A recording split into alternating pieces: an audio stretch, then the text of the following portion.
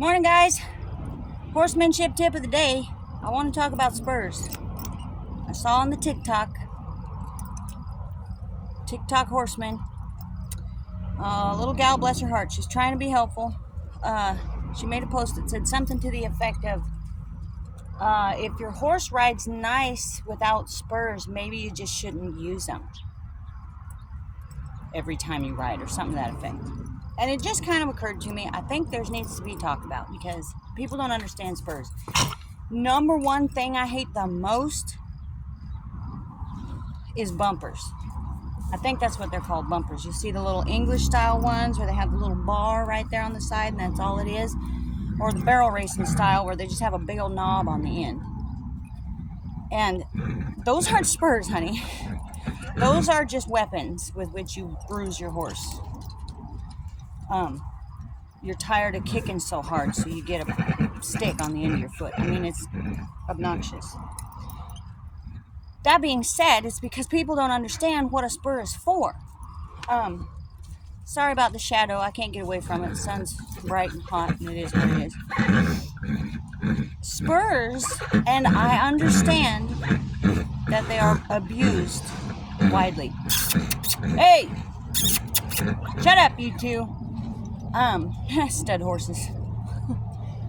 Spurs are abused, bits are abused. Any piece of equipment that we have that has to do with our horses can be it can be used for abuse.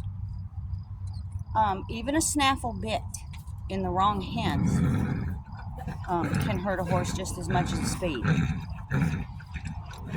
Spurs are a tool used for communication, specifically to make things clearer and more precise. They're not a method of punishment, except in rare cases. But there again, you have to know how to use them. For the general populace who's riding, they're just a mode by which we can communicate more clearly. So if you got your leg on your horse and he's not moving, chances are if your spur's on your boot, the more you kind of move your leg, it's going to touch him, right? If you really have one that's stuck and he can't get off your leg and he needs help, that's why they make rowels.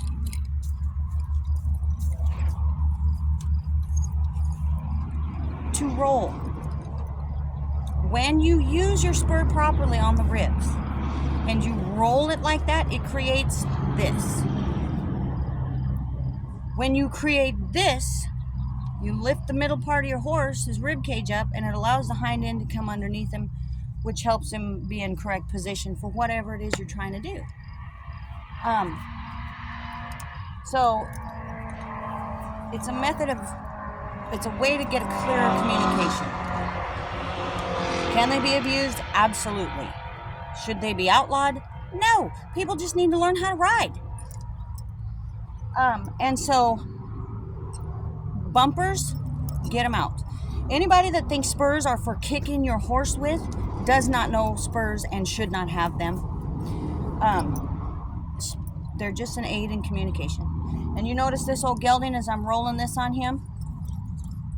I got a fair amount of pressure on it. It does not hurt. I can put it on my face. And that allows for also, I mean, you're not going to pinch them, you're not going to bruise them.